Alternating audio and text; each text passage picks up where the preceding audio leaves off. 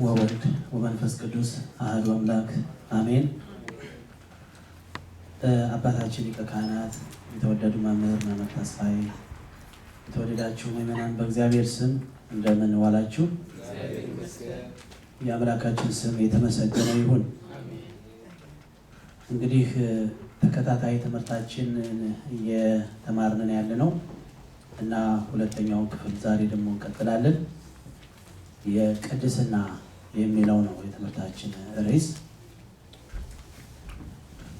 እንግዲህ ስለ ቅድስና ነው እየተማርን ያለ ነው።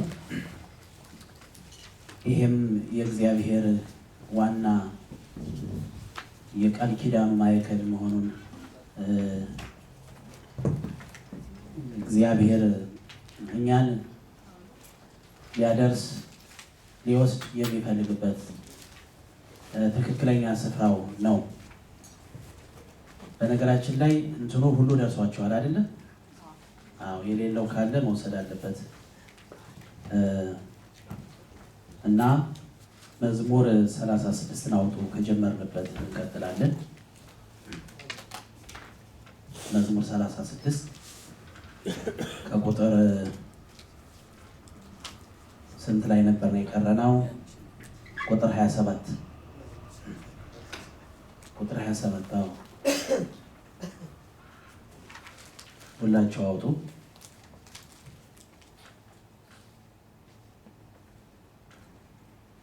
እሺ፣ መዝሙር 36 ቁጥር 27 ምን ይላል? ከክፉ ሽሽ፣ ከክፉ ሽሽ መልካምንም አድርግ ይላል። ከክፉ ሽሽ መልካምንም አድርግ። ስለዚህ ቅድስና የሚቀድሰን እግዚአብሔር ነው፣ ግን ከኛም የሚጠበቅ እርምጃ አለ ማለት ነው። የሚቆጥረን ቁጥር 27 36 ቁጥር 27 የሚቀድሰን ቅድስናን የሚሰጠን እግዚአብሔር ነው። ነገር ግን ከኛም የሚጠበቅ እርምጃ አለ። ከኛ የሚጠበቅ እርምጃ፣ ከክፉ መሸሽ ከኛ ይጠበቃል ማለት ነው። ስለዚህ ቅድስና አንዱ ቅድስና ከምን መሸሽ ነው? ከክፉ መሸሽ ነው። ከክፉ ነገር መሸሽ ቅድስና ነው። በተለይ በዚህ በወረቀታችሁ ላይ 1.2 ላይ ገጽ 2 ማለት ነው። በወረቀታችሁ ላይ 1.2 ላይ እግዚአብሔር ከመረጣቸው ጋር የገባው ቃል ኪዳን ማዕከላዊ ሐሳብ ነው ይላል። ገጽ 2 1.2 ቁጥር 1.2 እግዚአብሔር ከመረጣቸው ጋር የገባው ቃል ኪዳን ማዕከላዊ ሐሳብ ነው ይላል። እግዚአብሔር ከመረጣቸው ጋር፣ እግዚአብሔር መጀመሪያ ይመርጣል። ከመረጠ በኋላ ቃል ኪዳን ይሰጣል። የቃል ኪዳኑ ማዕከላዊ ሐሳብ ግን ምንድነው? ቅድስና ነው። ይህንን ነው መያዝ ያለብን። እግዚአብሔር ይመርጣል። ከመረጠ በኋላ ደግሞ ቃል ኪዳን ይሰጣል። የቃል ኪዳኑ ዋና ማዕከል ግን ቅድስና ነው፣ መቀደስ ነው።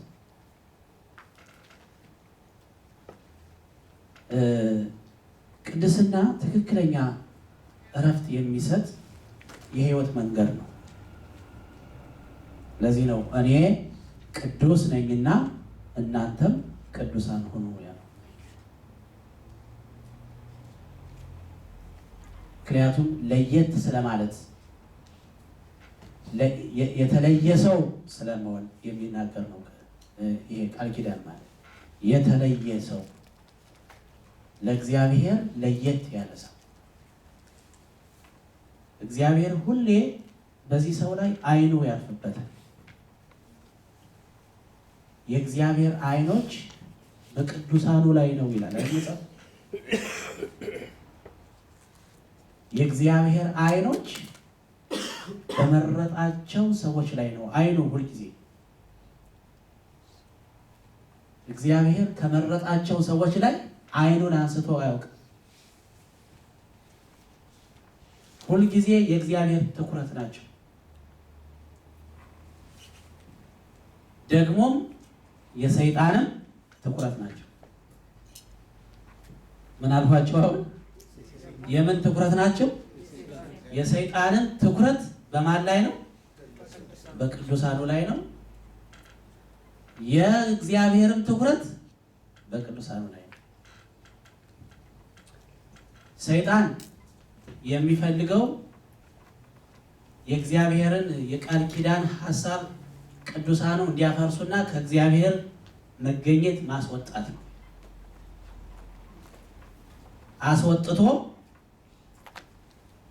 አስወጥቶ ካስወጣቸው በኋላ ለማስወጣት ጥሩ ነገር ነው የሚያቀርበው። ካስወጣቸው በኋላ ግን በጣም ነው የሚበቀላቸው። ሰው ከእግዚአብሔር ከወጣ በኋላ በሰይጣን የሚደርስበት በቀል በጣም ከባድ ነው። እግዚአብሔር አያርሰብን። በጣም ነው የሚበቀል ሰይጣን። ሲበቀል ደግሞ እንዴት እንደሚበቀል ልንገራችሁ። ከዝሙት ሸሽቶ የኖረውን ሰው ምንም በማይጠግብ ስሜት ውስጥ ይጥለዋል ማለት ነው። ለዚህ ነው ጌታ አጋንንት ከሰው ይወጣሉ፣ ከወጡ በኋላ እንደገና መግቢያ ፍለጋ ይዞራሉ። ተመልሰው ሲመጡ ግን የድሮ ቤቱ ያ ታጥቦና ተጠርጎ ያገኙታል። ከዚያ ሄዶ ሌሎች 7 ይዞ ይመጣና ይገባል። ከዚያ ለዚያ ሰው ከቀደመው ከድሮ ኑሮው ይልቅ ያሁኑ ይከፋበታል እና ለዚህ ነው ከእግዚአብሔር ጉያ ከእግዚአብሔር የቃል ኪዳን ማዕከል ከእግዚአብሔር ሐሳብ እንዳንወጣ መጠንቀቅ ያለብን እና አንዱ ዋናው መንገድ ማለት ነው የቅድስና የመጀመሪያው መንገድ ከክፉ መሸሽ ነው። ገጽ 3 ሂዱ። ገጽ 3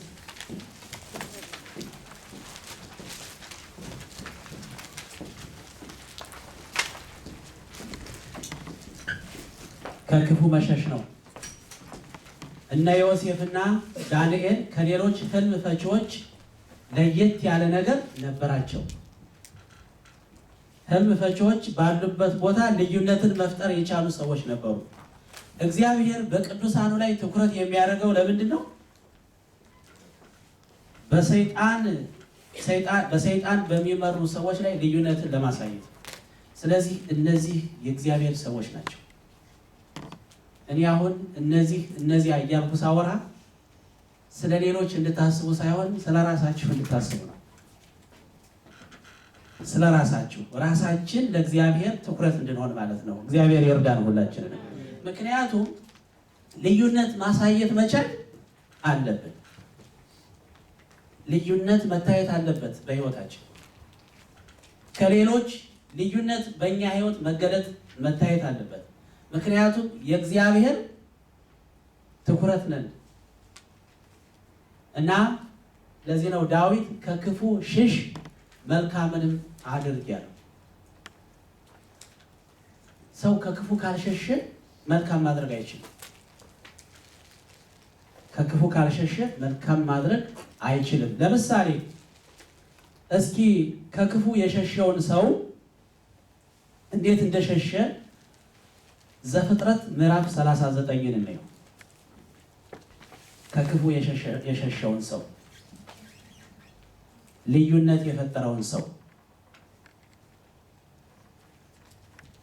ዘፍጥረት ምዕራፍ 39 በብሉይ ኪዳን ገጽ 32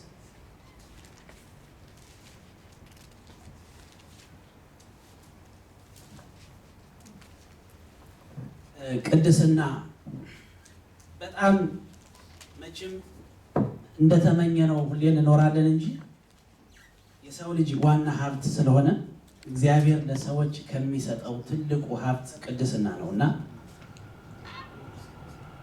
እንደዚህ ይላል ዘፍጥረት ምዕራፍ 39 ቁጥር 7 ላይ ከዚህ በኋላ እንዲሆነ ይልና የጌታው ሚስት በዮሴፍ ላይ ዓይኗን ጣለች ይላል። ከእኔም ጋር ተኛ አለችው። እርሱም እምቢ አለ። ለጌታው ሚስት እንዲህ አላት፣ እነሆ ጌታዬ በቤቱ ያለውን ምን የሚያውቀው የለም፣ ያለውንም ሁሉ ለእኔ አስረክቦኛል። ለዚህ ቤት ከኔ የሚበልጥ ሰው የለም። ሚስቱ ስለሆንሽ ከአንቺም በቀር ያልሰጠኝ ነገር የለም። እንዴት ይህን ትልቅ ክፉ ነገር አደርጋለሁ? እንዴት ይህን ምን አይነት ነገር ነው? ትልቅ ነው ደግሞ። እንዴት ይህን ትልቅ ክፉ ነገር አደርጋለሁ? በእግዚአብሔር ፊት እንዴት ኃጢአትን እሰራለሁ? ይህንም ነገር በየዕለቱ ለዮሴፍ ትነግረው ነበር። እርሱም ከእርሷ ጋር ይተኛ ዘንድ ከእርሷም ጋር ይሆን ዘንድ አልሰማትም። እንዲህም ሆነ በዚያን ጊዜ ስራውን እንዲሰራ ወደ ቤቱ ገባ። በቤትም ውስጥ ከቤት ሰዎች ማንም አልነበረም። ከእኔ ጋር ተኛ ስትል ልብሱን ተጠማጥማ ያዘች። እርሱም ልብሱን በእጇ ትቶላት ምን አለ? ሸሸ። ወደ ውጭም ወጣ። የሆነውን ተመልከቱ። እንግዲህ ለዚህ ነው በመዝሙረ ዳዊት ምዕራፍ 36 ቁጥር 27 ላይ ከምን ሽሽ ነው የሚለው? ከክፉ ሽሽ። አንዳንዴ ከኛ እርምጃ ይጠብቃል። መሸሽ ማምለጥ ማለት ነው፣ መሮጥ። ዮሴፍ ምን አይነት ሰው ነበር መሰላችሁ? እግዚአብሔር የለየውና የእግዚአብሔር ትኩረት የእግዚአብሔር ዓይን በዮሴፍ ላይ የነበረ ሰው ነው። ገና እግዚአብሔር ሲወለድ ጀምሮ ገና ከማይፀን ጀምሮ እግዚአብሔር የለየው ማለት የቀባው ሰው ነው እና እግዚአብሔር ስለቀባው አባቱ በጣም ይወደው ነበር። ደግሞ ወንድሞቹ በጣም ጠሉት። ልዩነቱን ተመልከቱ። አባቱ ይወደዋል። ማን ይወደዋል? ደግሞ እግዚአብሔር ይወደዋል። ከኔ ጋር ናችሁ? ወንድሞቹ ግን ይጠሉታል። ለምን? ልዩነት ለመፍጠር እግዚአብሔር የባረከው ሰው ነው እና ህልም ያያል። እግዚአብሔር በህልም ያናግረዋል። እግዚአብሔር ያነጋግረዋል።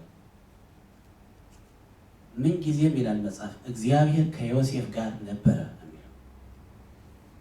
ምን ጊዜም እግዚአብሔር ከዮሴፍ ጋር ነበረ።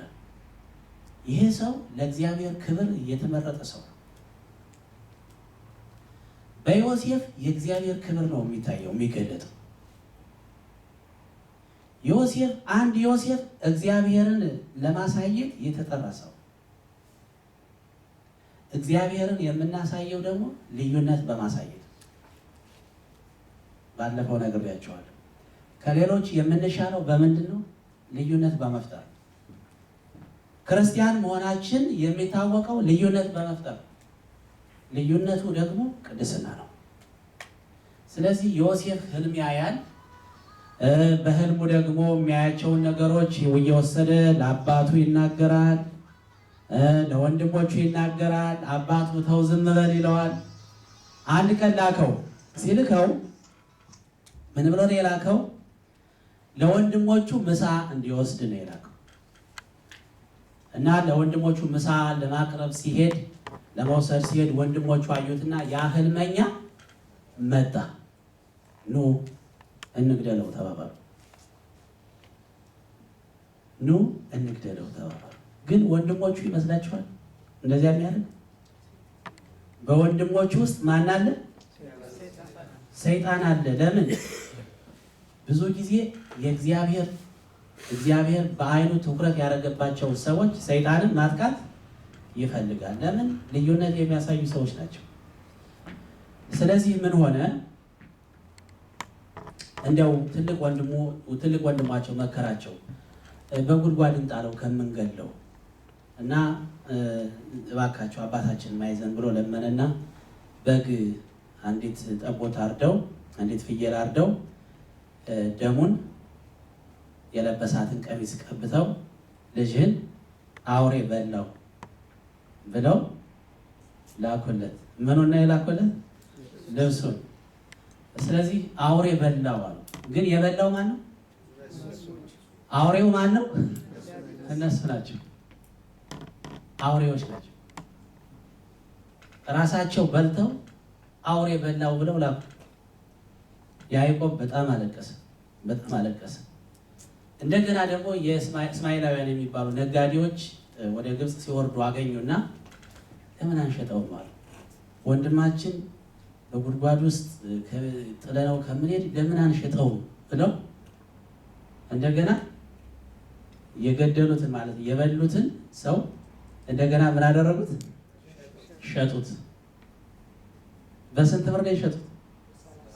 በ20 ብር። እና እግዚአብሔር ያድነን ወገኖቼ። ስለዚህ ቅድስና ማለት ከእንደዚህ አይነቱ ርካሽ ከሆነ ለህሊና ማለት ሰው ሲያስበው ለሚዘገንን ነገር 20 ብር ነው እኮ ወንድማቸውን በ20 ብር ሸጡት። እና ሰው ህሊናውን ሲያጣ እስከዚህ የሚደርስበት ጊዜ አለ። ከዚያ ሸጡት። ዮሴፍ ለአንድ ጲጥፋራ ለሚባል ሰው አገልጋይ ባሪያ ሆኖ ተቀጠረ ነው የሚለው። ለዚህ ነው ቁጥር 1 ላይ እዚያው ዘፍጥረት ምዕራፍ 39 ቁጥር 1 ላይ ዮሴፍ ግን ወደ ግብፅ ወረደ፣ የፈርዖን ጃንደረባ የዘበኞቹም አለቃ የሚሆን የግብፅ ሰው ጲጥፋራ ወደ ግብፅ ካወረዱት ከእስማኤላውያን እጅ ገዛው። እነዚያም ደግሞ ሸጡት። እግዚአብሔር ግን ከዮሴፍ ጋር ነበረ ይላል። እግዚአብሔር ግን ከዮሴፍ ጋር ነበረ፣ ስራውም የተከናወነለት ሰው ሆነ። እንደዚህ ነው እግዚአብሔር። ከክፉ ሽሽ፣ መልካምንም አድርግ። ስራው የተከናወነለት ሰው ሆነ። በግብፃዊው ጌታው ቤት ነበረ። ጌታውም እግዚአብሔር ከእርሱ ጋር እንዳለ እርሱ የሚሰራውንም ሁሉ እግዚአብሔር በእጁ እንዲያከናውንለት አየ። እርሱ የሚሰራውን ሁሉ የሚያከናውነው ማን ነው? እግዚአብሔር። እግዚአብሔር በእጁ እንዲያከናውንለት አየ። ዮሴፍም በጌታው ፊት ሞገስን አገኘ። ልብ በሉ፣ ቅዱሳን ሆነን በእግዚአብሔር ላይ አቋም ሲኖረን እኛ የምንሰራውን የሚሰራልን ማን ነው? እግዚአብሔር ነው የሚሰራልን። ያሰብነውን የሚፈጽመው እግዚአብሔር ነው። የጀመርነውን የሚጨርሰው እግዚአብሔር ነው። ይሄ ብቻ ሳይሆን ደግሞ የጀመርነውን መጨረስ የምንሰራውን ማከናወን ብቻ ሳይሆን ደግሞ እግዚአብሔር ምን ያደርጋል? በሰው ሁሉ ፊት ሞገስ ይሰጠናል፣ መወደድን ይሰጠናል።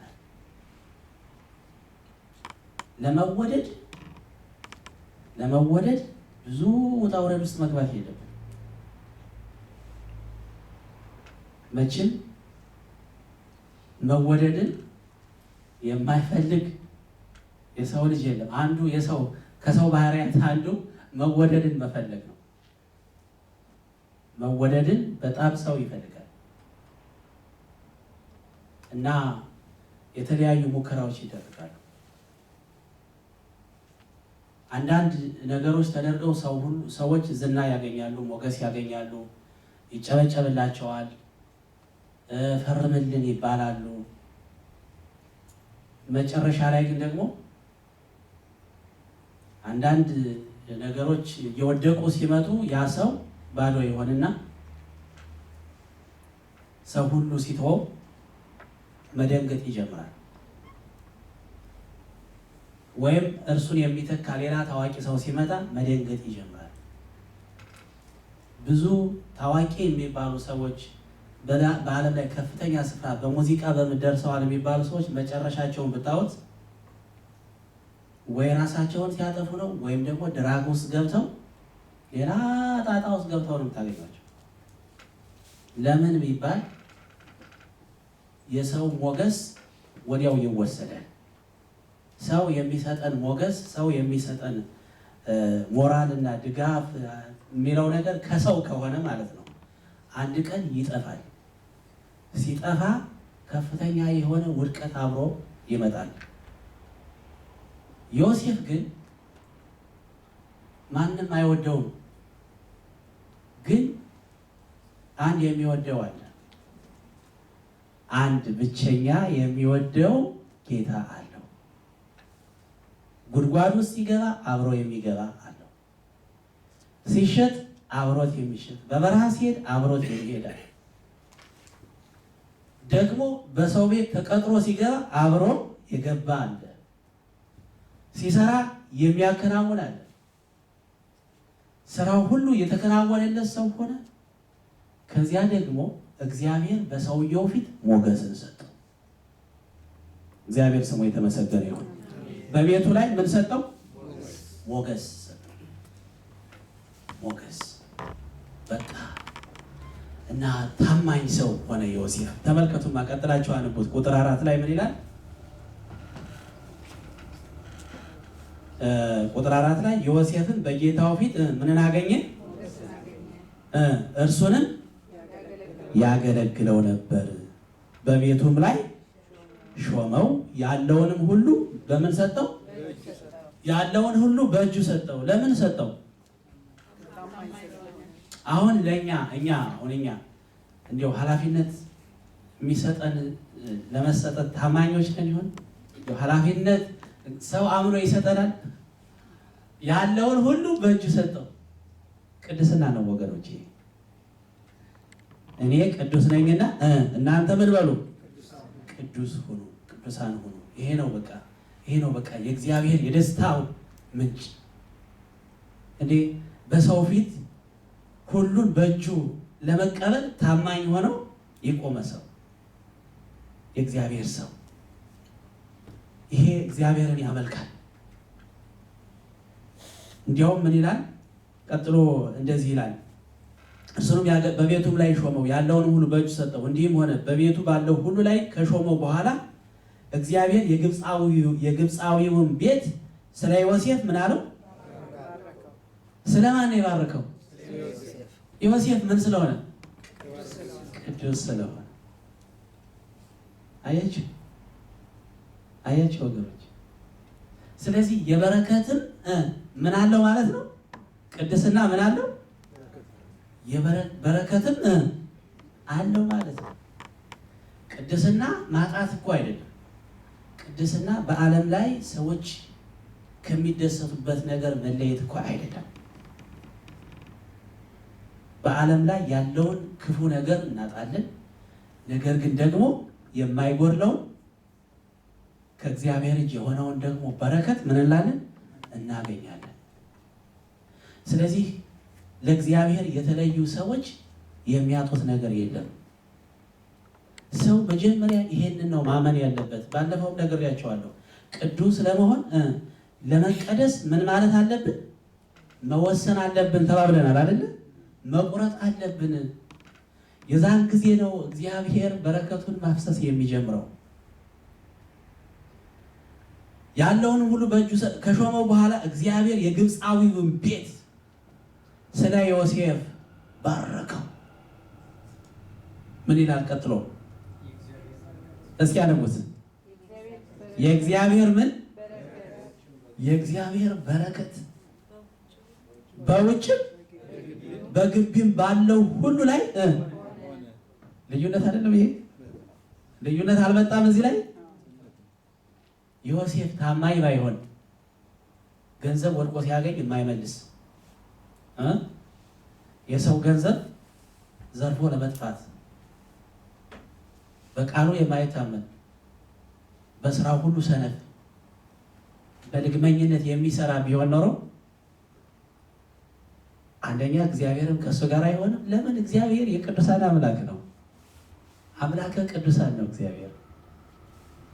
ያ ቤት አይባረክም፣ ልዩነትም አይኖርም። ባለፈው ኩዌት የሚባል ሀገር ላይ አንዲት አበሻ የጽዳት ሰራተኛ አይታችሁ ከሆነ የጽዳት ሰራተኛ ናት እና ስታጸዳ ምንድን ነው ያገኘችው? በጣም ውድ የሆነ በስንት መቶ ሺህ የሚሸጥ አልማዝ ወድቆ አገኘች ኩዌት ውስጥ። አይታችኋል? እንደዚህ አይነት ፍልማ ማየት አለብን አይደል እንዴ? አየች፣ ያንን አገኘችና ወስዳ ለማን ሰጠችው? ለባለቤቱ፣ ለዚህ ለምትሰራበት ለአሰሪዋ ለቦሷ ሰጠችው። ይሄ በጣም አስደናቂ ነገር። ያንን እኮ ይዛ ሀገሯ መግባት ትችላለች። እዚህ ምን አደከመኝ ብላ፣ ግን ክርስቲያን ናት። ልዩነት አሳየች እና ወዲያው ያ የጠፋበት ሰው ተቀበለ ያንን እና ድርጅቱ ከፍተኛ ገንዘብ ሸለሟትና ዜናዋ በሙሉ በዚያ አገር ላይ በዜና ነው የወጣችው። ኢትዮጵያዊት ይህን ያህል አልማዝ አገኝታ መለሰች፣ ሰጠች ተብሎ። ልዩነት ማለት ይሄ ነው። ይቺ ሴት አሁን እግዚአብሔር አይኑ ያረፈባት ሴት ናት። እግዚአብሔር የተመሰገነ ይሁን። አምልኮ ነው አይደለም? ይሄ አምልኮ ማለት ምንድን ነው? እስኪ እንነጋገር። አምልኮ ማለት እንደዚህ ነው ወገኖቼ። እግዚአብሔርን አሁን ዮሴፍ የት ነው ያለው? ቤተ መቅደስ ነው። ዮሴፍ ያለው ቤተ መቅደስ ውስጥ ነው? የት ነው ያለው? የሰው ቤት። ግን ማንን ያመልካል? እግዚአብሔርን ያመልካል። ስለዚህ እግዚአብሔርን ማምለክ ማለት ምን ማለት ነው? በመጽሐፍ ቅዱስ ቃል መሰረት ታማኝ ቅዱስ መሆን ነው ማለት ነው። አለመነካካት ነው ማለት ነው። በዚያ ቤት ሆኖ እግዚአብሔርን ስለሚያመልክ ያ ቤት በሙሉ በበረከት ውስጡም ውጩም። አሁን ይህች ሴት ያንን አልማዝ በመመለሷ ሳትመልሰው ብትወስደው ኖሮ መቼ ምን ይሆናት ነበረ? ጭንቀቱም አያስቀምጣት። አንደኛ ሊገኝብኝ ይችላል ብላ ታስባለች። ሁለተኛ ያንን አልማዝ እንደያዘች ያወቀ ሰው ሊገላት ይችላል። በሶስተኛ ደረጃ የራሷ ሀብት ስላልሆነ ትክክለኛ እረፍት የላትም። ምንም ሀብታም ብትሆን በዚያ ተነስታ ጤና የላትም። በቃ ስለዚህ ምን አለች? የኔ አይደለም ብላ ሰጠች። እግዚአብሔር ግን ምን አደረገ? እሷን ከፍ አድርጎ ሌላ ሰጣት ማለት ነው። እግዚአብሔር ይቀድሰን ሁላችንን። ስለዚህ ክርስቲያን ማለት ልዩነት ማሳየት የሚችል እንደ ዓይን የሆነውን እንደ እጅ የሆነውን እንደ እግር የሚወደውን ነገር ቆርጦ መጣል ነው። እግዚአብሔርን ማስከበር። እኛ የተጠራ ነው እግዚአብሔርን ለማስከበር፣ እግዚአብሔርን በምድር ላይ ለመግለጥ እና ለማሳየት ነው የተጠራ ነው። ስለዚህ የእግዚአብሔር በረከት በውጪ በግቢም ባለው ሁሉ ላይ ሆነ። ያለውንም ሁሉ ለዮሴፍ አስረከበ። ያለውንም ሁሉ ለዮሴፍ አስረከበ። ከሚበላውም እንጀራ በቀር ምንም የሚያውቀው አልነበረም። ዮሴፍ ማለት የዮሴፍ ቀጣሪ አሰሪ እንጀራ ከሚበላበት ነገር በስተቀር የሚያውቀው ነገር አልነበረም። አንድ ቀን ግን አንድ ነገር ልንገራችሁ። ዮሴፍ በጌታው ፊት ምን አገኝቷል ብያቸዋለሁ? ሞገስ ነው አይደል ያገኘው? ሀብቱ የማን ነው? ሀብቱ የሰውየው ነው። ግን ያንን ሀብት ያበዛው የማን ክብር ነው? የዮሴፍ ታማኝነት። ለእግዚአብሔር ነው ያን ሀብት ያበዛ። ስለዚህ እግዚአብሔር ለዮሴፍ አንድ ነገር ምን ብሏል? ክብር ሰጥቷል። ዮሴፍን እግዚአብሔር ከፍ አድርጎታል። እግዚአብሔር ስለ ዮሴፍ ያንን ሁሉ በማባረኩ ዮሴፍ በጣም ደስተኛ ነው። አሁን ደግሞ ጥያቄው የማን ነው? የዮሴፍ ተራ ደረሰ። ደህና ናቸው። ጥያቄው የማን ሆነ? አሁን ተራው የዮሴፍ። ዮሴፍ አንድ ጥያቄ መጣበት፣ ከበድ ያለ ጥያቄ ማለት እግዚአብሔር ነው የጠየቀው። ይሄን ጥያቄ ማለት እግዚአብሔር በክፉ አይፈትንም። እግዚአብሔር ሰውን በክፉ አይፈትንም። ግን ሰይጣን ሰውን ደግሞ በእግዚአብሔር ፊት ምን ይላል? ይከሳል። ልክ እንደ ኢዮብ። ኢዮብን እንመጣበታለን እና ሰውን ይከሳል እና እግዚአብሔር ደግሞ ምን ያደርጋል? ለሰይጣን ይፈቅድለታል። ምክንያቱም ሰይጣን የእግዚአብሔር ሰዎችን አይቶ እንዲያፈር እግዚአብሔርን ይተዋል። እና አሁን ደግሞ ይሄ እንግዲህ በእውነቱ ዮሴፍ ባይሸሽ ኖሮ አንደኛ በእግዚአብሔር ፊት ምን ያጣል? ሞገስ ያጣል። ስለዚህ በእግዚአብሔር ፊት ሞገስ አጣ ማለት ምን ማለት ነው? እስኪ ንገሩኝ ከገባችሁ። አንደኛ የቤቱ ሀብትና ንብረት ምን ይላል? መውደም ይጀምራል። በሰውየው ፊት ሞገስ ያጣል። ዮሴፍ ምን ይሆናል? ይባረራል። ከቤት ይባረራል። እሺ ከቤት ተባሮ ምን ይሆናል? ከዚያ በኋላ ማን ይቀጥረዋል? ታሪክም አይኖረው። ስለዚህ መሸሻ ያዋጣል። መሸሻ ያዋጣል። መሸሻ ያዋጣል። ኦኬ ዮሴፍ በዚህ ጉዳይ ተፈተነ ማለት የጌታው ባለቤት ፈተነችው። እንዴት ይህን ትልቅ ክፉ ነገር በእግዚአብሔር ፊት እንዴት አደርጋለሁ? በማን ፊት? ዮሴፍ በእግዚአብሔር ፊት እንደሆነ ነው ራሱን የሚያስበው። መስሪያ ቤት ሆኖ ቢሆን የትኛውም ስፍራ ላይ ሆኖ ሁልጊዜ የሚያስበው በማን ፊት ሆኖ ነው? በእግዚአብሔር ፊት ነኝ ብሎ ነው የሚያስበው። እና አምልኮ ነው፣ እያመለከ ነው ዮሴፍ። እግዚአብሔርን ፊት አያለው ብሎ የሚያስበው ቤተክርስቲያን ሲሄድ ወይም ቤተ መቅደስ አምልኮ ሲሄድ ሳይሆን ባለበት ስፍራ ሁሉ በእግዚአብሔር ፊት እንደሆነ ያስባል ዮሴፍ። እና ይሄ ታላቅ ክፉ ነገር እንዴት አደርጋለሁ? መቼም አይድረስ ነው ማለት እሷም ተፈትና ነው። እሷም ተፈተነች፣ ዮሴፍም ተፈተነ። ፈተናው የሰው ልጅ ነው። ፈተናው የሁሉም የሰው ልጅ ፈተና ነው። ስጋ የለበሰ ሁሉ የሚፈተንበት ማለት ነው። ዮሴፍ ግን ያለው አማራጭ ጥሎ መሸሽ ነው።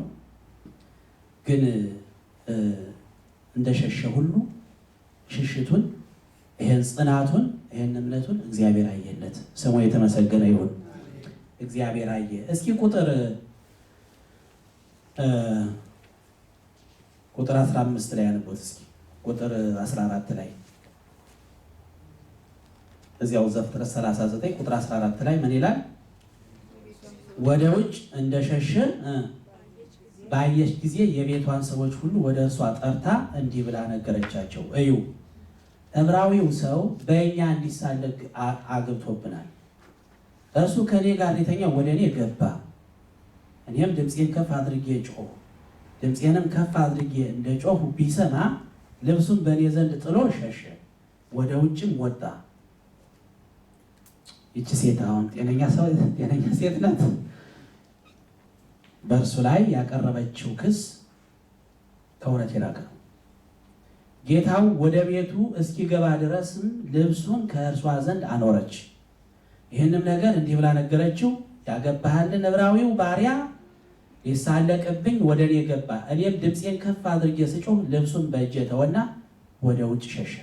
ጌታውን ባሪያ እንዲህ አደረገኝ ብላ የነገረችውን የሚስቱን ቃል በሰማ ጊዜ እጅግ ምን አለ? አሁን የዚች ሴት ስህተቷ ምንድን ነው? ስንት ስህተት አለባት? አይታችሁታል? ስንት ስህተት ተሳሳተች? እስኪ አንባችሁት ከሆነ ስንት ነው ስህተቷ? 3። የመጀመሪያ ዮሴፍን ምን አለችው? ፈተነችው። በሁለተኛ ደረጃ በሐሰት ምን አለችው? ከሰር ወነጀለችው። እና በሶስተኛ ደረጃው ደግሞ ሰውየው ያላግባብ እንዲቆጣና እስር ቤት እንዲገባ አደረገች። ባሪያ እንዲህ አደረገኝ ብላ የነገረችው የሚስቱን ቃል በሰማይ እጅግ ተቆጣ። የዮሴፍም ጌታ ወሰደው፣ የንጉሱ እስረኞችም ወደሚታሰሩበት ስፍራ ወደ ግዞት ቤት አገባው። ከዚያም በግዞት ነበረ። እግዚአብሔርም በሩሲ ቁጥር 1 ላይ ምን ይላል? እግዚአብሔርም ከማን ጋር ነበረ? ከዮሴፍም ጋር ነበረ፣ ምሕረትንም አበዛለት ይላል። አሁን አበዛለት የሚለውን ቃል አትርሱ። አበዛለት ከድሮው ደግሞ የበለጠ ምን አለለት ማለት ነው? ጨመረለት። ስለዚህ ፈተና መፈተን በእምነት መጽናት ምን ያበዛል ማለት ነው? የእግዚአብሔርን በረከት የእግዚአብሔርን ምሕረት እያበዛ እየጨመረ የሚሄድ ነገር ነው ማለት ነው። ተመልከቱት እንዴት ደስ እንደሚል። ወዲያው ደግሞ በእስር ቤት ውስጥ ደግሞ ሞገስ አገኘ ይላል እንደገና እና ለሁለት እስረኞች ህልም አሳያቸው እግዚአብሔር። ያንን ደግሞ እንዲተረጉም እግዚአብሔር ህልሙንም ፍቺውንም ለዮሴፍ ነገረው። ወጡ ከእስር ቤት እነዚያ ሰዎች። እንደገና ፈርዖን እንዲያ ያደረገው እግዚአብሔር። አሁን እነዚያ ከእስር ቤት የወጡ ሰዎች ህልም ፈርዖን ማን ይፈታልኛል እያለ ሲለምን ሲፈልግ፣ ኧረ ከዚህ በፊት ለእኛ የፈታልን አንድ ዕብራዊ ሰው አለ ብለው ጠቆሙ። ሄዳችሁ አምጡታል። ዮሴፍ መጣ፣ ለፈርዖን ህልሙን ነግሮ እንደገና ተረጎመለት። አሁን ይህን ሰው ስታዩ ህልሙን ነግሮ እንደገና ተርጉሞ፣ ይሄ ማለት የእግዚአብሔር ሰው ነው ማለት ነው። ልዩነት አመጣ። ከዚያ በኋላ ነው ይሄ ንጉስ ማለት ንጉስ ፈርዖን ዮሴፍን ከእስር ቤት አውጥቶ በግብፅ ላይ ሁሉ ጠቅላይ ሚኒስቴር አድርጎ ሾመው። ይሄ ነው እንግዲህ በጥቂቱ የታመነ በብዙ እሾመዋለሁ ማለት። እግዚአብሔር ስሙ የተመሰገነ ይሁን። አሁን እንግዲህ እነ ኢዮብን ብትወስዱ ኢዮብን ቅዱስ ነበር። ኢዮብ ለእግዚአብሔር የተለየ ሰው ነበር፣ ታማኝ ነበር። ያለውን ንብረት ሁሉ ሰይጣን አውድሞበት ሚስቱ እግዚአብሔርን ስደበውና ሞት እስከ መቼ ድረስ ነው ስትለው፣ አንቺ ሴት ከሰነፎቹ እንዳንዷ ሆነሽ አገኘሁሽ። በዘመናችን ሁሉ ከእግዚአብሔር መልካምን አግኝተናል፣ አሁን ደግሞ ይህንን ሳንቀበልምን ብሎ እግዚአብሔርን አመሰገነ። ይሄ እንግዲህ የእግዚአብሔር ሰዎች በምድር ላይ ለእግዚአብሔር ክብር ያሳዩት ልዩነት ነው። እሺ ወደ እንትኑ እንሂድ። ወደ ቁጥር 1 ገጽ 3 ላይ የሽቱ ገጽ 3 ላይ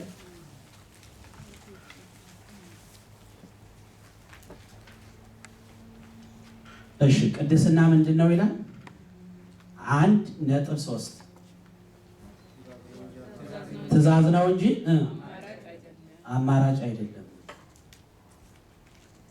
ለምንድን ነው ትእዛዝ ነው የተባለው? ትእዛዝ የሆነበት ምክንያት እግዚአብሔርን ስናመልክ ማለት ነው። እግዚአብሔርን ስናመልከው የምናመልከው አምላክ ቅዱስ ነው ማለት ነው። አሁን እግዚአብሔርን ማንም ሊያውቀው ይችላል። እግዚአብሔር ብሎ ስሙን ሊጠራ ይችላል ማንኛውም ሰው። ግን እርሱ እግዚአብሔር ምንድን ነው ይባል? ቅዱስ ነው። ስለዚህ እኔ ቅዱስ ነኝና እናንተም ቅዱሳን ሁኑ። መዝሙራችሁን ካላጠፋችሁት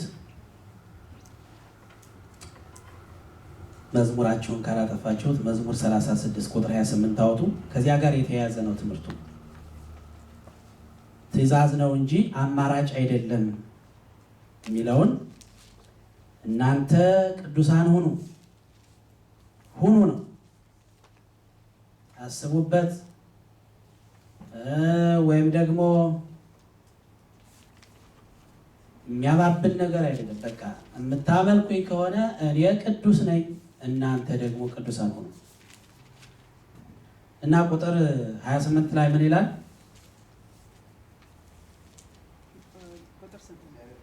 መዝሙር 36 ከክፉ ሽሽ፣ መልካምንም አድርግ፣ ለዘላለም ትኖራለህ። እግዚአብሔር ምንን ይወዳል? እግዚአብሔር ፍርድን ይወዳልና እግዚአብሔር ፍርድን ይወዳልና ቅዱሳኑንም ምን አይላቸውም አይጥላቸውምና። መዝሙር 36 ቁጥር 28 እግዚአብሔር ፍርድን ይወዳል። እግዚአብሔር ፍርድን ይወዳል። እግዚአብሔር የሚወደውን ነገር ስንወድ እግዚአብሔር ያኖረናል። አሁን እኛ ፍርድ ማድረግ አንችልም። አንድ ነገር ልንገራችሁ፣ እንዳትጨነቁ፣ አትጨነቁ። ምንም ነገር ማድረግ አንችልም፣ ግን የምንችለው ነገር አለ። አንደኛ መሸሽ ነው። ሁለተኛ ደግሞ እግዚአብሔር የሚወደውን መውደድ ነው። እግዚአብሔር የሚወደውን መውደድ፣ መመኘት። እግዚአብሔር ለዚያ ያበቃናል። ለምን አለ? ቅዱሳኑን ምን አይላቸውም አይጥላቸውም። እግዚአብሔር አይጥልም። አትጣለኝ ማለት ያለብን እንዲያውም የአደጋ እንዳይደርስብን ሌላ ችግር እንዳይመጣብን ሳይሆን ክፋት እንዳንሰራ፣ ፍርድ እንዳናጣመም፣ መማለጃ እንዳንቀበል፣ ክፋትን በሰው ላይ እንዳንፈጽም። አትጣለኝ የሚባለው በዚህ ጊዜ ነው። እግዚአብሔር ደግሞ ይሄን የሚለምኑትን ይሄን የሚወዱትን አይጥላቸውም።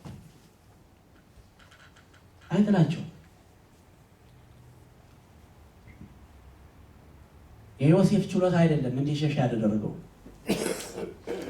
ኢዮብን ያጸናው እግዚአብሔር ነው። ኢዮብን ያልጣል አምላክ አይጥልም። ኢዮብን ያልጣል አምላክ እንደገና ያነሳው በእምነት እንዲበረታ ያደረገው አምላክ ቅዱሳኑን አይጥላቸውምና ለዘላለም ምን ይላቸዋል? ይጠብቃቸዋል። ቀጥሎ ያለውን እስኪ ያነቡት ሁላችሁ። ለዘላለም ይጠብቃቸዋል ካለ በኋላ ምንድን ነው የሚለው? ለንጹሐንም ምን ይላል? ይበቀልላቸዋል። በነገራችን ላይ ሁላችንም ጠላታችንን እግዚአብሔር እንዲበቀለው እንፈልጋለን አይደል? ክፉ ነገር አይተን እግዚአብሔር ወይ ፍረድ እንላለን አይደል? ፍረድ እንላለን። ግን እግዚአብሔር ሲፈርድ እኛንም ሊጨምር ይችላል። ስለዚህ እግዚአብሔር ይፍረድ አይፍረድ በእኛ አሁን ባለንበት ሁኔታ ማለት ነው። እግዚአብሔር ይፍረድ ብሎ የእግዚአብሔርን ፍርድ ማወጅ ማንንም ይጠቀልላል። ምክንያቱም እግዚአብሔር የሚፈርደው ለነማን ነው? ለንጹሐን ነው። ለንጹሐን ነው እንጂ የሚበቀል ለተነካኩ ችግር ላለባቸው ሰዎች አይደለም ማለት ነው። እና እኛ ንጹሐን ነን ወይ ነው። በንጽህና ራሳችንን በቅድስና መጠበቅ። ባለፈውም እንዳልኳችሁ ጠላትን ለመበቀል መቸኮል የለብንም። ማለት በግል የምንጠላው በግል የገጠመንን ፈተና ቶሎ ብለን ለመበቀል መቸኮል የለብንም። ለንጹሐን እግዚአብሔር ይበቀልላቸዋል ነው የሚለው። ከዚያ ይቀጥልና የኃጥአን ዘር ግን ምን ይላል? ይጠፋል። ጻድቃን ቁጥር 29 ላይ ጻድቃን ምድርን ይወርሳሉ፣ በእርሷም ለዘላለም ይኖራሉ። የጻድቅ አፍ ጥበብን ያስተምራል፣ አንደበቱም ፍርድን ይናገራል። የአምላኩ ሕግ በልቡ ውስጥ ነው ይላል። የአምላኩ ሕግ በልቡ ውስጥ ነው፣ በእርምጃውም አይሰናከልም። ኃጢአተኛ ጻድቁን ይመለከተዋል፣ ሊገድለውም ይወዳል። እግዚአብሔር ግን በእጁ አይተወውም፣ በተፋረደውም ጊዜ አያሸንፈውም። እግዚአብሔርን ደጅ ጥና፣ መንገዱንም ጠብቅ፣ ምድርንም ትወርስ ዘንድ ከፍ ከፍ ያደርጋል። ኃጢአተኛውም ሲጠፋ ታያለህ። ኃጥእን ከፍ ብሎ እንደ ሊባኖስ ዘግባም ለምልሞ አየሁት። ከዚያ ምን ይላል? ብመለስ ግን ምን አልሁት? አጣሁት። ብመለስ አጣሁት። የለም። አሁን ክፉ ሰዎች ማለት ነው። እንደ ሊባኖስ ዘግባ ለምልሞ አየሁት ማለት ክፉ ሰው በክፋቱ ብዙ እድል አለው። እና እግዚአብሔርም ደግሞ ክፋቱን እንዲጨርስ ይተዋል። ክፋትን ስንሰራ እግዚአብሔር ወዲያው እርምጃ አልወሰደም ማለት ምን ማለት ነው? ሌላ ያልጨረስነው ነገር አለ ማለት ነው። ሰምታችሁኛል? ግን ይሄ ይመዘግባል። እሺ ምንድን ነው ያልኳችሁ? ክፋት ሰርተን እግዚአብሔር ምን ሲለን ዝም ሲለን ምን ማለት ነው? ያልጨረስነው ክፋት አለ ማለት ነው። ስለዚህ ክፉ ሰው ክፋት አድርጎ ወዲያው በእግዚአብሔር ፊት ካልወደቀ ይሄ ሰው እድል እየቀናው ነው የሚሄደው። ነገሮች ሁሉ ወደ ላይ እየሄዱ ነው የሚመጡት። ማለት እየበለጸገ ነው የሚሄደው፣ እያደገ እየተሳካለት ነው የሚሄደው፣ እየቀናው መንገዱ ሁሉ በቃ እየጣሰው ነው የሚሄደው። እንደዚህ ነው ዕንባቆም ያለቀሰው በዚህ ምክንያት ነው። ንጹህ ሰዎች፣ ጥሩ ሰዎች፣ ቅዱሳን የሆኑ ሰዎች ሳይሳካላቸው ወድቀው አያቸዋለሁ። ክፉ ሰዎች ደግሞ ምን ሆነው አያቸዋለሁ? ተሳክቶላቸው አያቸዋለሁ። ይሄ ነገር ምንድን ነው ብሎ በጣም አዘነ። እግዚአብሔር ግን ምንድን ነው የምትሰራው እያለ ከእግዚአብሔር ጋር ተከራከረ ይላል ዕንባቆም። እና የእግዚአብሔርን ፍርድ ግን ቆሜ እጠብቃለሁ፣ ቢዘገይም ይመጣል፣ ግን በመጠበቂያ ላይ ቆሜ እጠብቀዋለሁ አለ ይላል። እና ሰዎች ከፍ ከፍ ሲሉ በጣም በደረጃም በእድገትም በምንም ከፍ ሲሉ በክፋት ስታዩ የዛን ጊዜ አውጣኝ ነው ማለት። እግዚአብሔር ማስተዋል ይስጠን። አውጣኝ ነው ማለት። ለምንድን ነው አውጣኝ የምንለው? እንደ ሊባኖስ ዘግባ ለምልሞ ምን አሉት? ዘግባ አይታውቃላችሁ አይደል? በጣም ረጅም ዛፍ ነው። እንደ ሊባኖስ ዘግባ ለምልሞ አየሁት ካለው ብመለስ ግን አጣሁት። ጠዋት ወደ ሌላ ሀገር ሲሄድ ጤዛ እንደማየት ማለት ነው። ጠዋት ላይ ስትወጡ ጤዛ ሳር ላይ ታያላችሁ። ስትመለሱ ግን ፀሐይ ወጣበት ደርቆ ታገኛለህ። ልክ እንደዚያ ብመለስ አጣሁት፣ ፈለግኩት፣ ቦታውንም አላገኘውም ይላል። ስለዚህ ይሄን ሁሉ ለምንድን ነው እንደዚህ የሚለው? እግዚአብሔር ለምን እንደዚህ ይለዋል ካለ ቁጥር 37 ላይ ቅንነትን ጠብቅ ጽድቅንም እይ፣ ለሰላም ሰው ቅሬታ አለውና። ስለዚህ ጠብቅ፣ ቀና ሆነህ ጨርስ፣ ቀና ሆነህ ጠብቅ። ያመለጠህ ነገር የለም፣ የሚያስቸኩል ነገር የለም። ከእጅህ ያመለጠ የማታገኘው ነገር የለም። ዝም ብለህ ጠብቅ። ቅድስና ነው። ለሰላም ሰው ቅሬታ አለው። በደለኞች በአንድነት ይጠፋሉ፣ የኃጢአተኞች ቅሬታ ይጠፋል። የጻድቃን መድኃኒታቸው ከእግዚአብሔር ዘንድ ነው፣ በመከራቸው ጊዜ መጠጊያቸው እርሱ ነው። እግዚአብሔር ይረዳቸዋል ያድናቸዋልም፣ ከኃጢአተኞች እጅ ያወጣቸዋል ያድናቸዋልም፣ በእርሱ ታምነዋልና። ይሄ መዝሙር ስለ ቅድስና የሚናገር መዝሙር ስለሆነ ነው ደጋግሜ የማነበው። ሌላውን እስኪ መዝሙር የያዕቆብ መልእክት አውጡ እስኪ ሁላችሁ። የያዕቆብ መልእክት ስለ አምልኮ አንዱ ቅድስና ዋናው አምልኮ መሆኑን ከዚያም ውስጥ ደግሞ አምልኮ የሚባለውን የነ ዮሴፍና የነ ኢዮብ አምልኮ፣ የነ ዳንኤል አምልኮ ምን እንደሆነ እናያለን። የያዕቆብ መልእክት የነ ኢዮብ፣ የነ ዳንኤል፣ የነ ዮሴፍ አምልኮ ምን እንደሚመስል ላሳያችሁ። ቁጥር 26 የያዕቆብ ምዕራፍ 1 ቁጥር 26 እና 27 የያዕቆብ መልእክት ወደ መጨረሻው ነው የምታገኙት። 200 በአዲስ ኪዳን 217 ላይ ምን ይላል? አንደበቱን ሳይገታ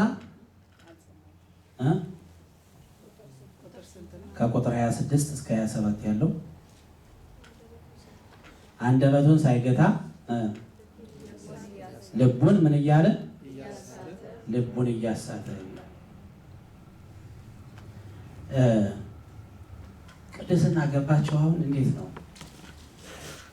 አምልኮ ወይም ደግሞ ቅድስናን የምናገኘው? አንደበታችን ላይ አይደለም፣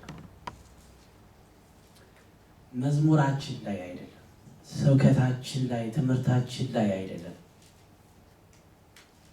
ወይም አንደበትን አብዝቶ ማውራትም አይደለም፣ አብዝቶ መጮህም አይደለም። ልብ ላይ ነው ያለው ነገሩ። ልብ ላይ ነው ያለው ነገሩ እና አንደበቱን ሳይገታ ልቡን እያሳተ እግዚአብሔርን የሚያመልክ የሚመስለው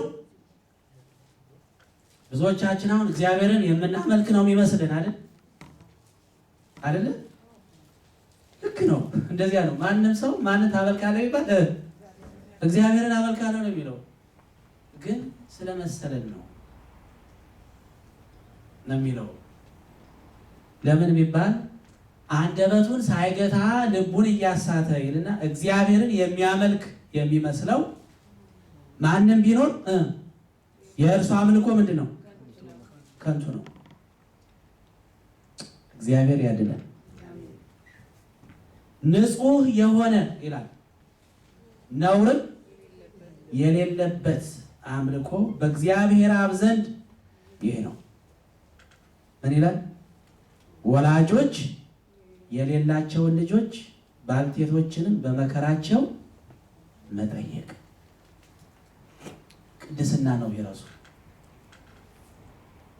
ቅድስና ነው። ችግረኛን አይቶ ማለፍ ችግረኛን አይቶ ማለፍ፣ የወደቀን ሰው እርዳታ የሚፈልግን ሰው አለመርዳት በእግዚአብሔር ፊት አጸያፊ ነገር ነው።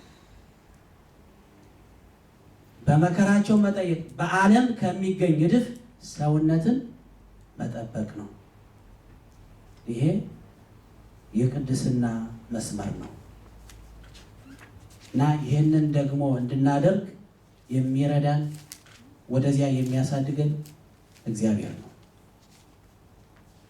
እግዚአብሔር ነው። የእግዚአብሔር ስም የተመሰገነ ይሁን። እሺ አሁን ወደ ቅድስና ደረጃ ስንሄድ ገጽ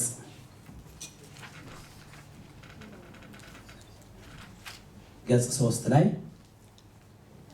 ከዚህ በኋላ የምናየው ቅድስና ሲባል እንዲሁ በጠቅላላው አንዴ ልንደርስበት የማንችል ነው እና ደረጃ አለው ማለት ነው። ደረጃ አለው። በተለይ ሁለተኛው ተራ ቁጥር 2 ማለት ነው የቅድስና ደረጃዎች የሚለው እና ምን ይላል? 2.1 የማይተላለፍ ቅድስና ይላል። ይህ ማለት ምንድነው? የእግዚአብሔር ቅድስና ነው። ቅድስና በመላእክትና በሰብአውያን ፍጥረታት ደረጃ የጥራት መለኪያ ሲሆን የእግዚአብሔር ግን የባህሪው ጥቅል የሆነ መገለጫ ነው ይላል። ቅድስና ለእግዚአብሔር የባህሪው ነው፣ ለእኛ ደግሞ የጥራት መለኪያ ነው። እቃ እንኳ ሲሸጥ የጥራት መለኪያ አለው አይደል? አለው አይደል? እቃ በዚህ ዓለም ላይ ሲሸጥ የጥራት ማረጋገጫ እና መለኪያ አለው።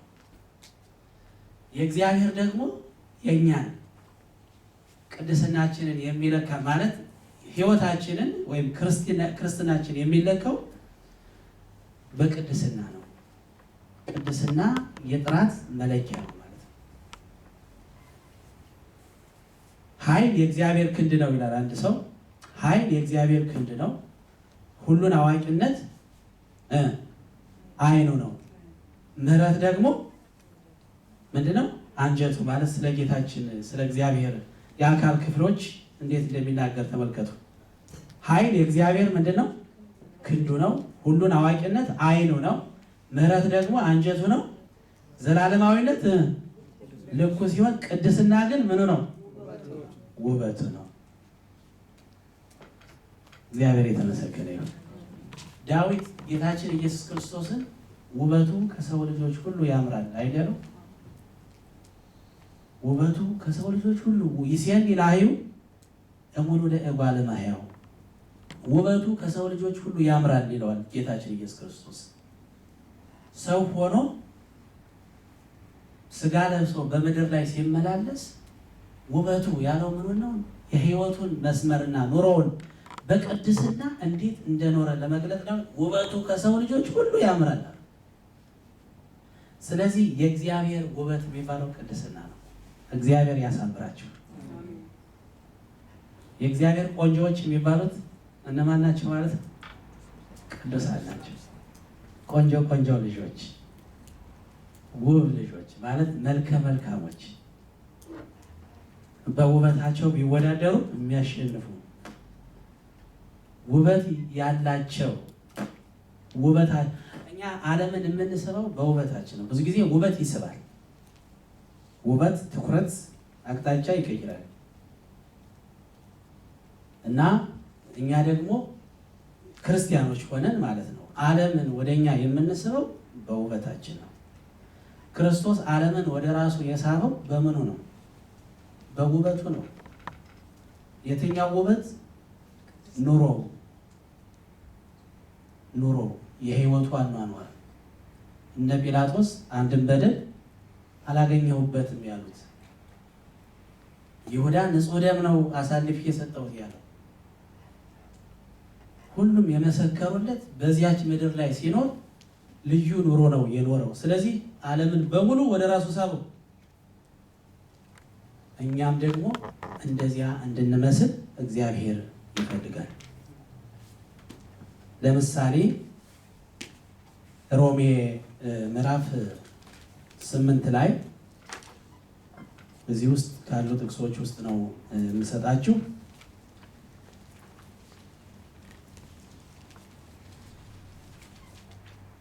ሮሜ ምዕራፍ 8 ከቁጥር 28 አውጡ። ሮሜ ምዕራፍ 8 ከቁጥር 28 እንደዚህ ይላል። ገጽ 140 ነው። እግዚአብሔርንም ለሚወዱት እንደ ሐሳቡ ምን ላሉት ለተጠሩት ነገር ሁሉ ለበጎ እንዲደረግ እናውቃለን ይልና ልጁ በብዙ ወንድሞች መካከል በኩር ይሆን ዘንድ አስቀድሞ ያወቃቸው ይልና የልጁን ምን መልክ እንዲመስሉ አስቀድሞ ወስኗል። የማንን መልክ እንዲመስሉ? የልጁን መልክ እንዲመስሉ። እግዚአብሔር እኮ እንደዚህ ነው ያሰበን፣ አስቀድሞ የልጁን መልክ እንዲመስሉ እግዚአብሔርን ለሚወዱት ይላል እና አሁን ከእናንተ የሚጠበቀው ምንድን ነው? ከኛ የሚጠበቀው ምንድን ነው ብላችሁ ታስባላችሁ? አሁን እኔ ቅዱስ ነኝና እናንተም ቅዱሳን ሆኑ ብሎናል አይደለም?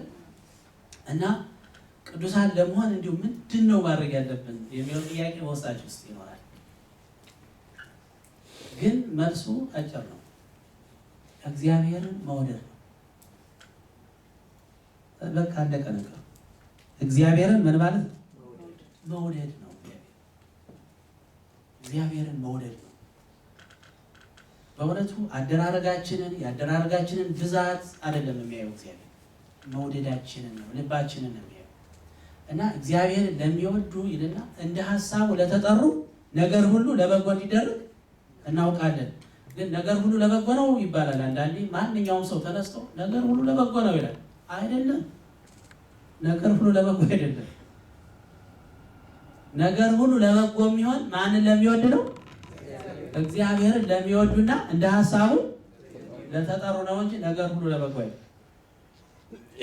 ነገር ሁሉ ለበጎ አይደለም፣ ግን እግዚአብሔርን ለሚወዱት። ስለዚህ የልጁን መልክ ይመስሉ ዘንድ እግዚአብሔር አስቀድሞ ወስኗል። ይሄ ነው እንግዲህ የእግዚአብሔር ውሳኔ መለኪያችን ማለት ነው። ለእኛ መለኪያችን ወይም ደግሞ ህይወታችንን የምናይበት ልክ ክርስቶስ ነው። ሁልጊዜ ማየት ያለብን ክርስቶስ ነው። እግዚአብሔር የወሰነው የልጁን መልክ እንድንመስል ስለሆነ ማለት ነው።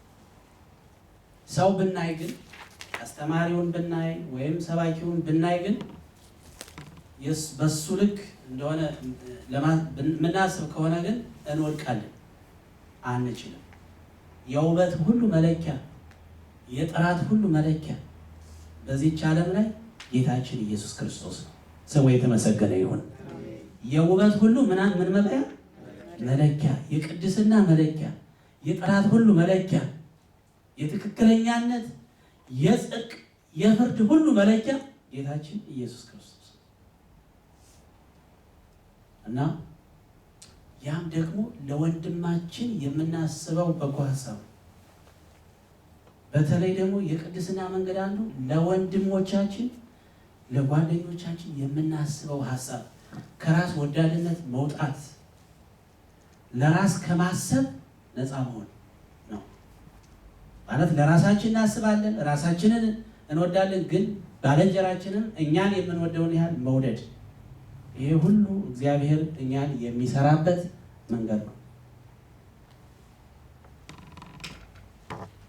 እና አንዳንዴ ፈተና ሲገጥመን፣ በእርግጥ ችግር ሲገጥመን ለማምለጥ ብለን በወንድሞቻችን ላይ ብዙ ችግር ፈጽመናል። ለማምለጥ ብለን ነው ማለት።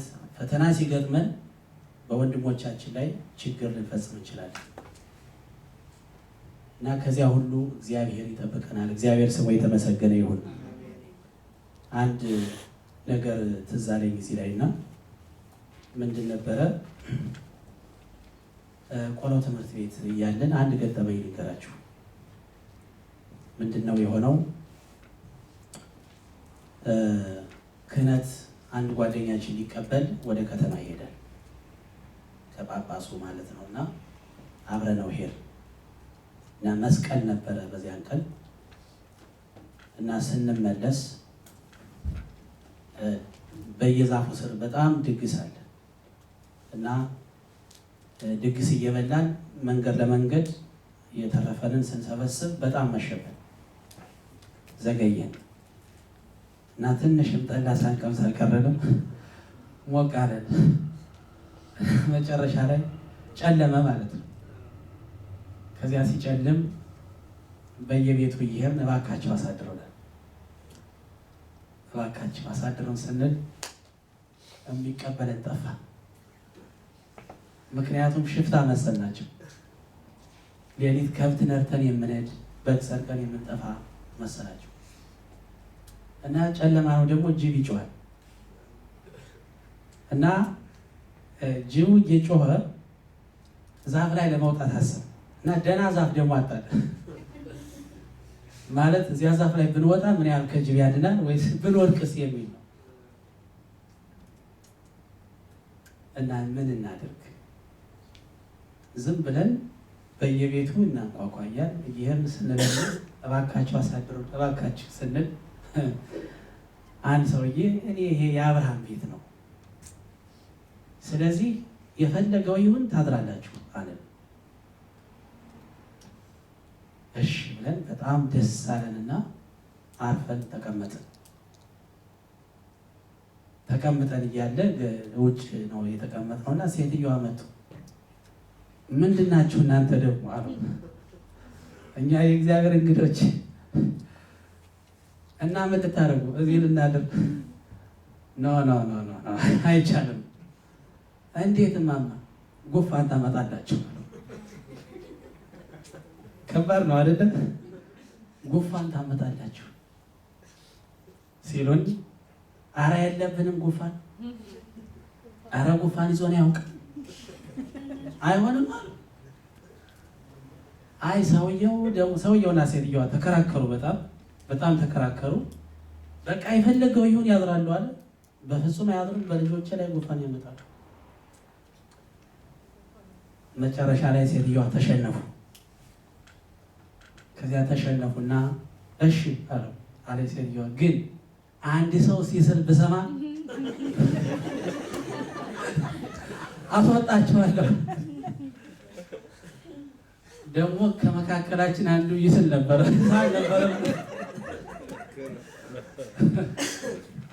ሳል ነበረበት። ምን ይሻልናል? በቃ አንስልማል። እሺ ካልሳላችሁ ግቡ ተባል። ገባንና ያው እራት በልተናል። በሉ ተኙ ተባል። ውጭ ቆየንና ተኛን እና ጓደኛዬን ምናምን ሂድና በጓሮ ስለጨርስ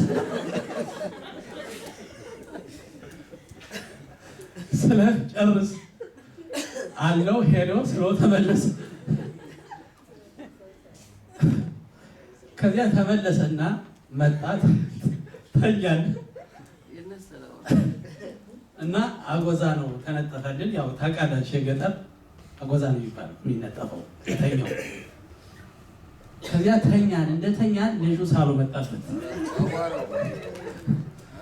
ሳሉ ሲመጣ ምን አደረኩ እኔ? ይሄ የለበስኩትን ፎጣ ነገር ነው ጠቀለልኩና አቦስ ከተትኩት። አሁን ልጁ መታረቅ ጀመረ። መሳትቶ እንደ ጥጃ መጮ ጀመረ እና ሰውየው ምንድን ነው አለ። እንግዲህ እንዳስሩ ተብለናል አይደል? ምንድን ነው ሲል እያንቆራፋ ነው። ልብ በሉ፣ ሰውየው እኮ ታውቋል፣ ችግር ላይ ነው ያለው። መቼም ይሄንን ነገር አረሳው። ሰውየው ከሞት ተረፈ። ከሞት ነው የተረፈው። አሁንም በህይወት አለ። እግዚአብሔር ይመስገን። ምንድን ነው የፈለኩት? በእርግጥ ባለማወቅም ነው፣ ግን አሁን ላይ ሆኜ ራሴን ሳየው ማለት ነው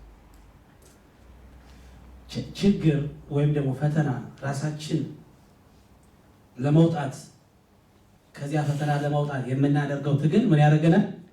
በወንድማችን ላይ ፈተና ወይም ደግሞ ሞትን ወይም ደግሞ ሌላ ችግርን ያመጣል። ብዙዎቻችን አሁን ከወንድሞቻችን ጋር ማንስማማው ለምንድን ነው ካላችሁ፣ በተለይ እኛ ኢትዮጵያውያን ለምንድን ነው ካላችሁ፣ የራሳችንን ነገር ስለምናስቀድም ነው። እግዚአብሔር ይህን ከዚህ ያርቅልን።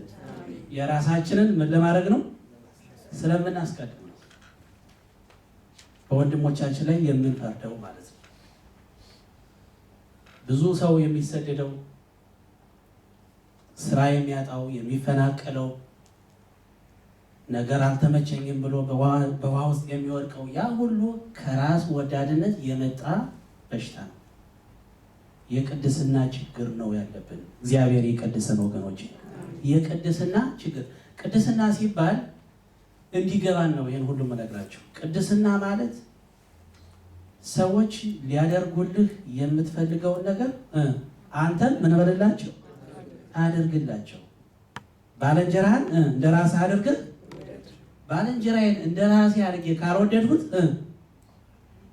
ልቀደስ እችላለሁ? አንችልም። ስለዚህ አንዳንድ እርምጃዎች ከኛ ያስፈልጋሉ ማለት ነው። የቅድስና እርምጃዎች ከኛ ጭምር ነው የሚጠበቀው። ባልንጀራዬን እንደ ራሴ አድርጌ ከወደድኩት እኔ በዚያ ሰው ላይ የሚያረክሰኝን ነገር ከእግዚአብሔር የሚለየኝን ነገር አላደርግም ማለት ነው። ስለዚህ ይሄ የቅድስና ትምህርት በጣም ሰፊ የሆነ መለኪያው ክርስቶስ የሆነ ፍጻሜያችንን፣ እድገታችንን፣ ጉዞአችንን ወደ ክርስቶስ ለመድረስ ማለት ምንድነው? የልጁን መልክ እንድንመስል በክርስቶስ የውበት ልክ እግዚአብሔር እኛን ማየት ይፈልጋል። በእርሱ ውበት እኛን ማየት ሐዋርያው ጳውሎስ እንዲያውም የጌታን መልክ እናንጸባርቃለን ያለው። ይችን ጥቅስ እናይና ይበቃናል ለዛሬ። ቆሮንቶስ ሁለተኛ ቆሮንቶስ አውጡ ምዕራፍ 3 ቆሮንቶስ ሁለተኛ ቆሮንቶስን እናይና ጨርሳለን። ሁለተኛ ቆሮንቶስ ምዕራፍ 3 ከቁጥር 17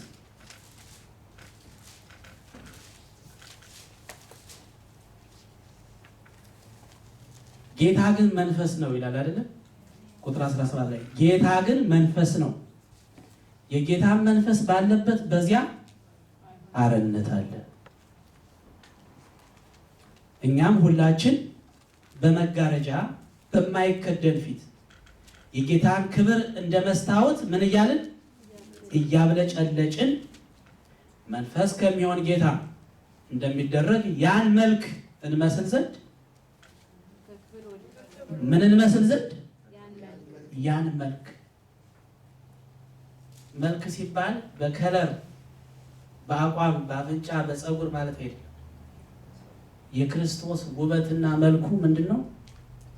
ቅድስና ነው። እግዚአብሔር ይቀድሰን። ያንን መልክ እንመስል ዘንድ ከክብር ወደ ምን ወደ ክብር እናድጋለን ወይም እንለወጣለን ነው። ቅድስና ባለንበት መርገጥ ሳይሆን ከመጀመሪያው አስተሳሰብ ወደ ትልቅ ነገር፣ ካልተገለጠው ወደ ተገለጠው፣ ካላየነው ነገር ደግሞ ወደምናየው ወደ አዳዲስ ነገር የምንሻገርበት። ስለዚህ መንገዳችን ሰው ከግብፅ ወጥቶ የኤርትራን ባህር ቀይ ባህርን ተሻግሮ እዚያው ባህሩ ጋር መዝፈን የለበትም። መራመድ አለበት ወደ ርስቱ። ርስታችን ደግሞ ቅድስና ነው። እኛ የምንወርሰው ትወርሳላችሁ ሂዱ የተባልነው ቅድስና ነው። የምንወርሰው የመጨረሻው ርስታችን ቅድስና ነው። ምክንያቱም በቅድስና ኢያሱ በወረሰው ርስት ላይ ብዙ ፍሬ አለ፣ ብዙ ውሃ አለ፣ ብዙ ሰላም አለ። እኛ ደግሞ በቅድስና ምክንያት የምንወርሰው ብዙ የእግዚአብሔር ክብር አለ። ከክብር ወደ ክብር ወይሐውር እምኃይል ውስተ ኃይል፣ ከኃይል ወደ ኃይል መሻገር፣ ከክብር ወደ ክብር ወደ እግዚአብሔር ማለት መላእክት ወደ ኖሩበት ቅዱሳን ወደ ገቡበት ወደዚያ የምንገሰግሰው ጉዞ ነው ክርስትና። እና እግዚአብሔር ይህን ጉዞ ያስጀመረን አምላክ ከመሃሉ እንዳንቀር ወደኋላም እንዳንመለስ እስከ መጨረሻው እንድንፈጽመው እግዚአብሔር ይርዳል። የእግዚአብሔር ስም የተመሰገነ ይሁን። እሺ